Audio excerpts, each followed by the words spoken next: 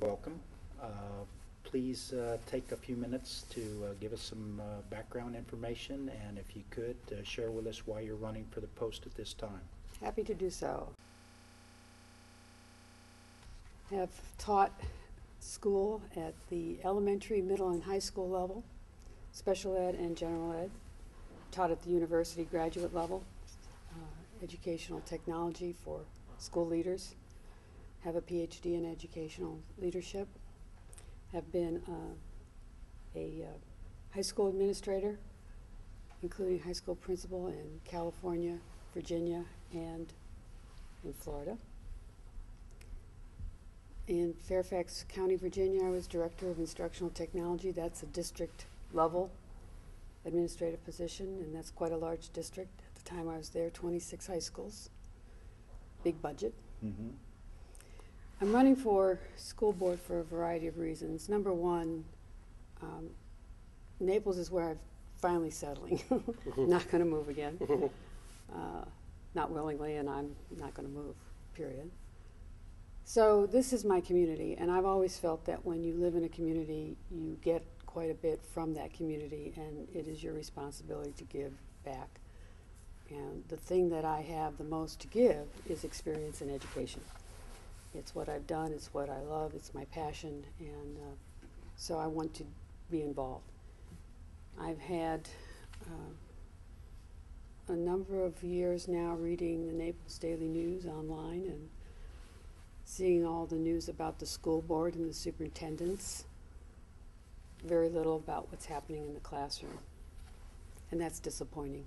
That much time, energy, and newsprint wasted on what should be seamless and invisible is discouraging. So I feel as though I can at least help put the focus back in the classroom. And I've had several Golden Apple teachers invite me to dinner frequently saying, when are you going to run for school board? When are you going to run for school board? We need you there. So finally the time came where I had my personal life in order, with my mom and dad both critically ill for the last year, and I'm back here now, ready to dive in and become part of the community.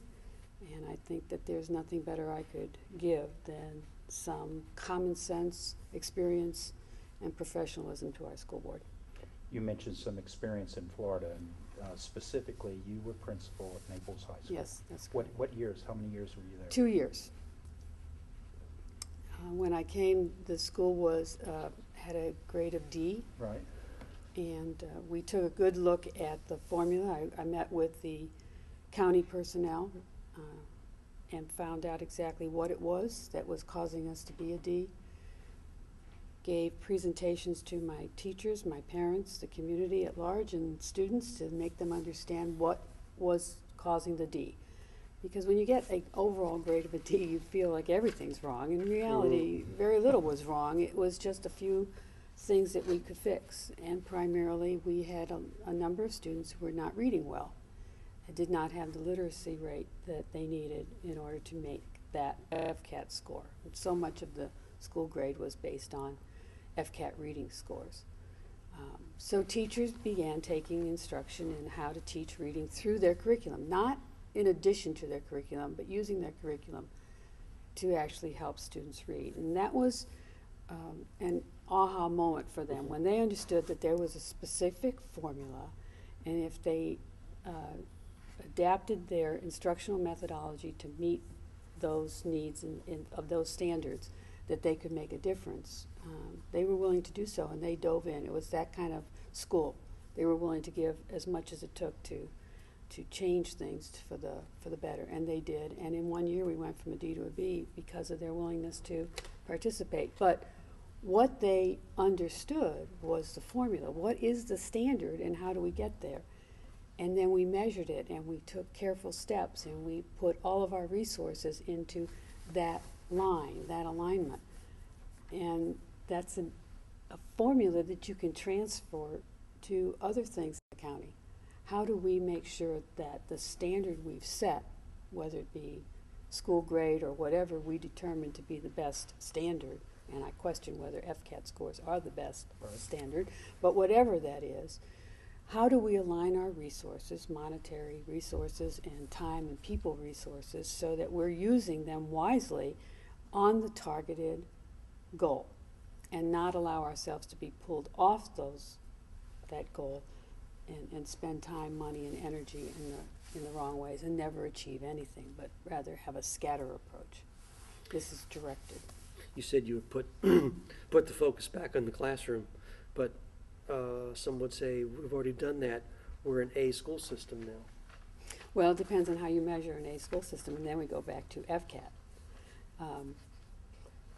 If you have a home and you feel it's the best home because it looks good, right, and your measurement is how things look, then you're happy until something breaks down, the basement starts to leak, or you have electrical fire, because you didn't really measure the quality of that home on the standards that were really important. You measured it by something less basic, and that was the look of it. So the question really is the FCAT measuring what we really want to achieve?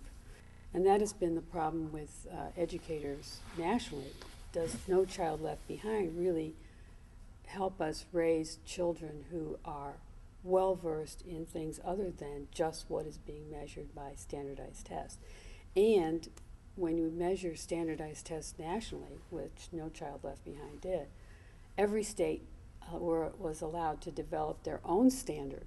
So you may be number 1 in the nation, but your standard is far lower than number 18 in the nation. So how does that really tell you where you are relative to the national norm? So we need to strive for more of a consistent measuring tool, really get our community to decide what is it we want our schools to do and measure. Sure, we have to meet the state standards, but is it all right for us to go beyond the state standards? Why not? The state of Virginia, when Race to the Top is a national initiative now,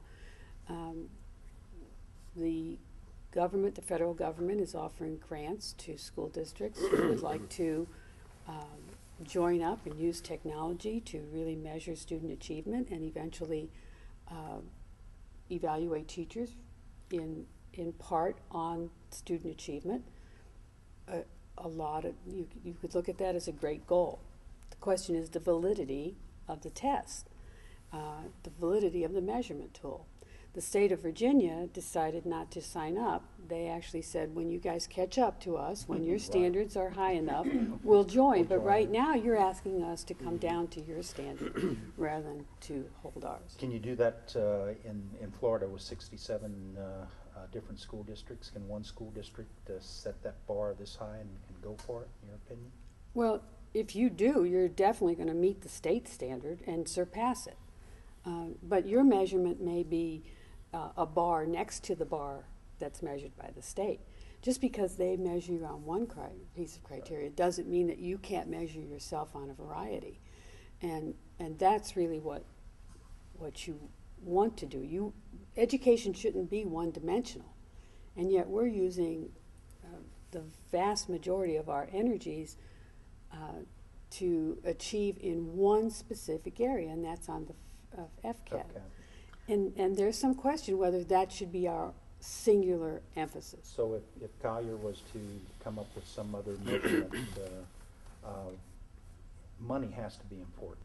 And you go back to statewide, 67 school districts, and the millage rate, or the amount that can be raised, is controlled up in Tallahassee to a large extent. Is it possible to for one county to step away from the pack and come up with standards that can really raise the level of learning? I think that what's happening is the state of Florida and many of the counties are looking at this Race to the Top and getting them involved. I do believe that that's the way to go. This is there's money there and a grant there to start on a federal level to help build those standards. We're looking more and more at end of course tests rather than FCAT tests. now you have some validity there. If a teacher's teaching Algebra 1, for instance, and now we're expecting all of our children to achieve Algebra 1 for graduation, which, by the way, Virginia does and many other states do, you can now really focus on the curriculum aligned to the evaluation and the teacher evaluation aligned to the success on that curriculum which she or he is responsible for teaching. There's a closer set there. I think we can do that. We can make sure that our teachers have the curriculum that they need and the instructional strategies that are proven to be the very best in teaching Algebra 1 or whatever it is. So we take this course by course, level by level, and we have to make sure that teachers who teach students who do not speak English as a native language or who are special education have the additional resources, and I'm not talking about just more, but different resources, because there are different needs, so don't just give them what everybody needs, but look at specific needs for that population and really focus on each individual population, whether it be algebra students or non-English speakers or special ed, and target. So the standard may be the same. I'm not saying we change the standard, but I do believe that our community, we should be measuring our schools on standards that our community includes. We don't teach just to the FCAT. We do teach other things, but we don't measure it, and we don't announce how good we do. So broaden the emphasis. I believe Collier Schools backed away from Race to the Top for fear that it would mean relinquishing control in exchange for the money. Control of what? Control of specifically that if you took Race to the Top money and if some schools didn't perform to a certain level, that the federal government could replace specific principals of the underachieving schools. That's what we were told. And it would be too bad that we waited so long that the federal government had to do that. You know, you look at nationally, there are so many school districts who are in far worse shape than we are, have greater needs than we do, certainly have an even more diverse population than we have, and they're succeeding at the national level, and they're succeeding at their own community level. What are the tactics? What are the strategies they are using? Why do we have to invent everything? Why can't we look across the country and say, well, there's a population that's similar to this segment of our population. What are they doing? And we will probably find 6 or 7 that are succeeding with the same basic demographics for that segment. And I'm not talking about the whole. We have to look at each segment because the needs are different. What are they doing that is successful? How would that adapt to our needs? How can we modify that or make it part of our culture? Where will that work rather than just buying products off the shelf, which because someone at a conference thought it was the best thing for this particular So you feel population. we're not doing that now? We're not doing enough of it. We are doing it in some areas, but we're not doing enough of it. All right. And I'm wondering too, if you feel, I mean, talking about setting up our own standards, where do you think the vulnerabilities are academically here? Vulnerabilities. Define that for me. What do you mean? Where are the weak spots? What do we need to improve? Well, I think number one, and I was here for 2 years evaluating teachers using our evaluation system. There is a lot to be desired in the way we evaluate our teachers. And teachers, the research will show you, are the most important element in improving student achievement. That's it, across the board. If you're going to put $1 into your educational system for improvement, improve your teaching force and you will get your dollar back. That is the only place you're going to get 100% back if you're serious about it and you do it well. So we need to spend more time evaluating teachers in a realistic way. Videotape is a great way. And if you look at actor observer bias, teachers always feel that if something goes wrong, it's something else in that environment. They don't see themselves. they see the bad boy in the back of the room, or they see the mother who's calling them all the time, or they see the principal who didn't give them the resources, or the activity director who's always on the loudspeaker interrupting, whatever. They always can blame something else for their failure. But when you videotape them and you sit down with them as a principal and you go through them and have them evaluate themselves, they really do start to see, oh my gosh, I never noticed I did that. I didn't know I always picked on the left side of the room and I ignored the right side of the room. They begin to understand what it is in their practice. And I remember one veteran teacher at Naples High School, 25-year veteran, who was probably going to end up being fired because she did not really meet the needs of the students. And I spent hours with her on helping her understand instructional practice. And she said to me, I didn't know. I thought what I was doing was what I was supposed to do. I was taught that 25 years ago, and I've been using it ever since. 25 years ago. Can you imagine a doctor or a lawyer practicing the same way they were taught 25 years ago? You would avoid them at all costs. And yet we allow our teachers to go along, even though they were good, with the population that they had 25 years ago, doing the same thing with the greater need, more inclusive classrooms, more special ed students in the classroom, more limited English speaking students in the classroom, and they're teaching as though they were teaching the same homogeneous population. They need the kind of in-service training that really helps them understand, and the evaluation process that's aligned with it. So we need to make sure we gain the very best teachers, hire the very best teachers, train them, and do what we can to retain those that make it to the top. Are those better evaluations a basis, a valid basis for merit pay amongst teachers? Eventually, yes. And I hate to keep using Fairfax, but I did spend 17 years there, so it's hard not to. They did put together a merit pay system. Every single teacher, administrator, from the superintendent, all across the board, attended a course called Skillful Teacher, and it took us 6 months to go through this Skillful Teacher. We looked at videotapes, we looked at, and we all evaluated teachers. Teachers evaluated the teachers that were on the screen. Mm-hmm. And then they compared their evaluations to the professional evaluations of these teachers so that they began to understand what is the norm.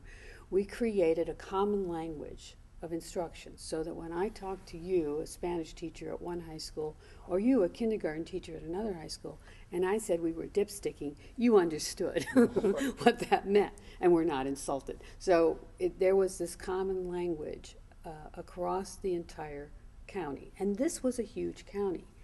Now, they did get into performance pay, and we did have a merit pay system.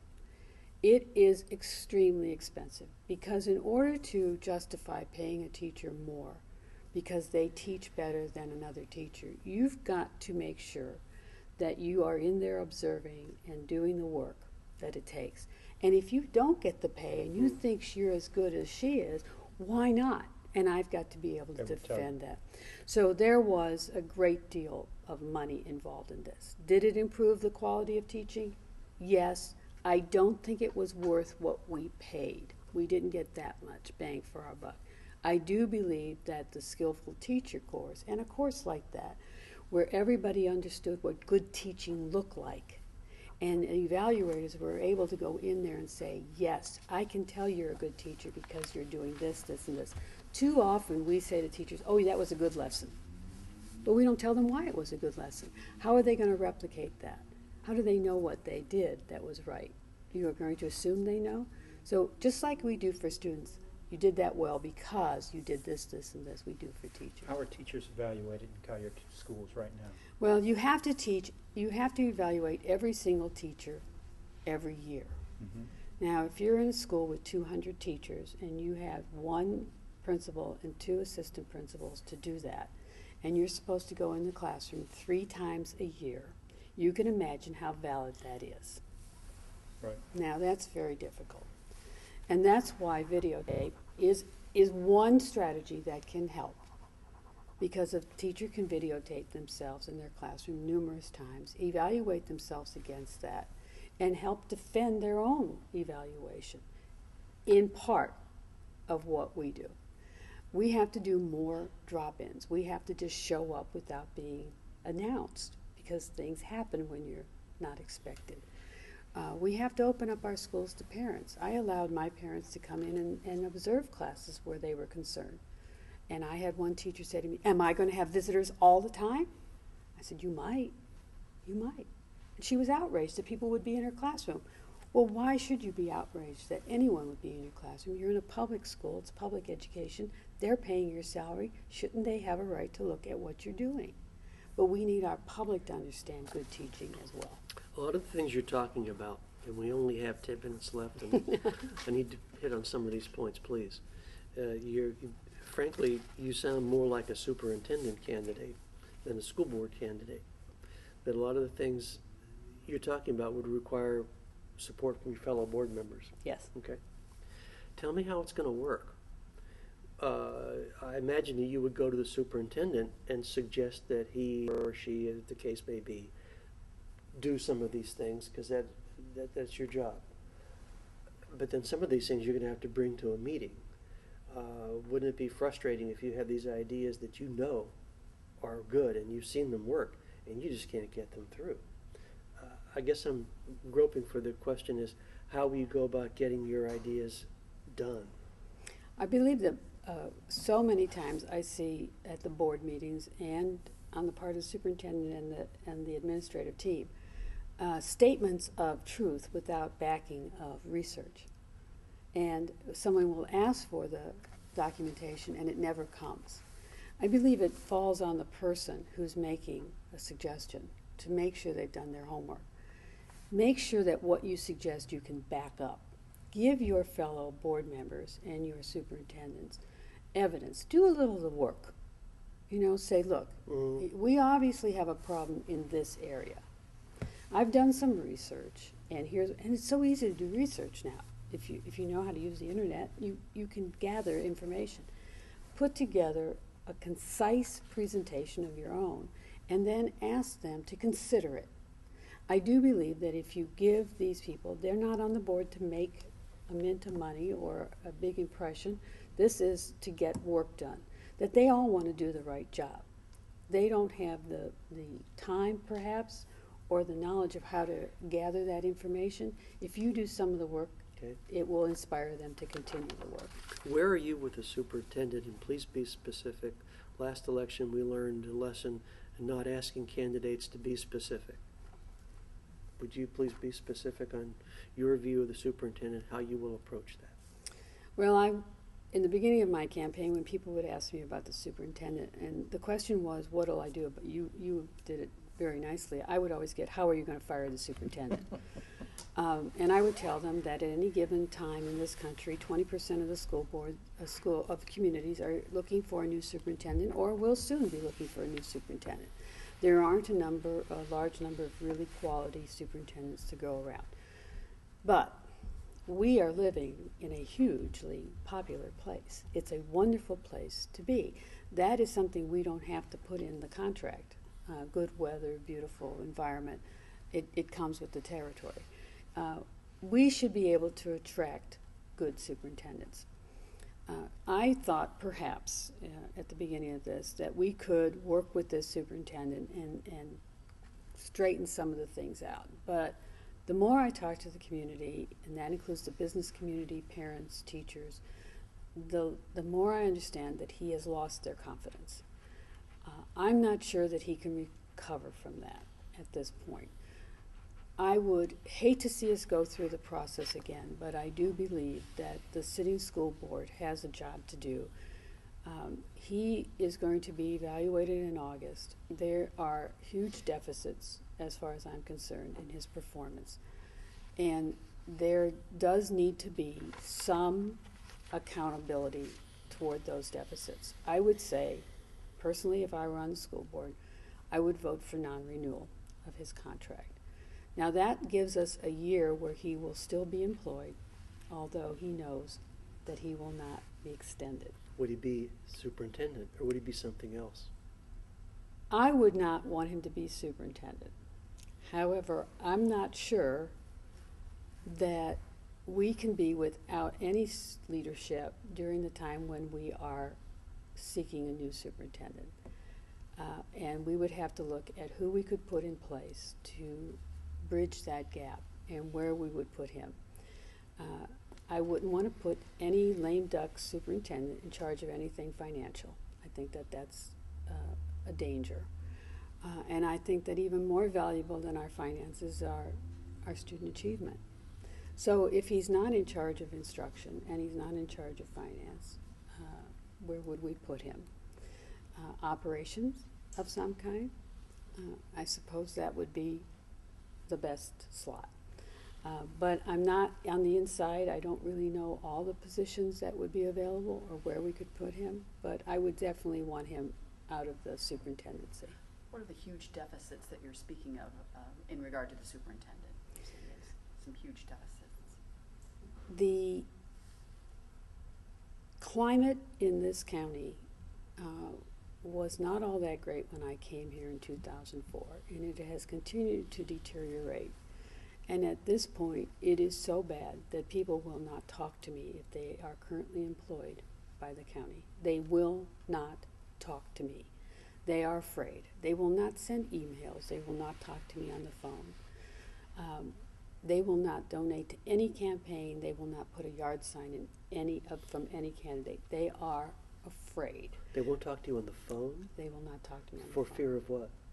For fear that somehow someone will find out. Oh, okay, not wiretap. No, Okay. that somehow it will get around. They'll talk to me in person and say, Roseanne, I would love to talk to you, but actually, I need the job. I need this job. And I didn't hear that before. It is extremely bad. I have parents who say to me, the kinds of things that are happening, the elimination of programs, the purchase of other programs are very, very questionable. And two very quick examples, and there are others. The purchase of a reading program that seems to be targeted for inner city youth. It talks about violence and things that happen in the street and being used in Immokalee. Now that makes an assumption that the youth in Immokalee will find a reading program that has inner city, urban youth in it, will somehow find relevancy. That's a poor choice. It doesn't match.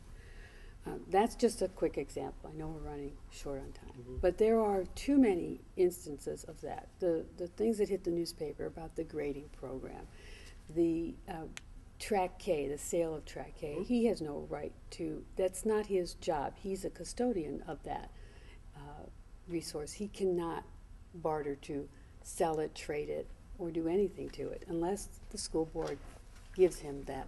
So there are too many of those issues out there to really say that he can continue to do the work that we charge him to do. Are you familiar with Connect Now? Yes, I am. What's your thoughts on it? I think it's a fantastic program. I think it's a great beginning. It got the involvement of the community back. Mm-hmm. I felt that much of that involvement was real. It was not just at face value. It was at the core of our community. The strategic plan that has come out of that, grown out of that, is fantastic. There are so many great things in that plan.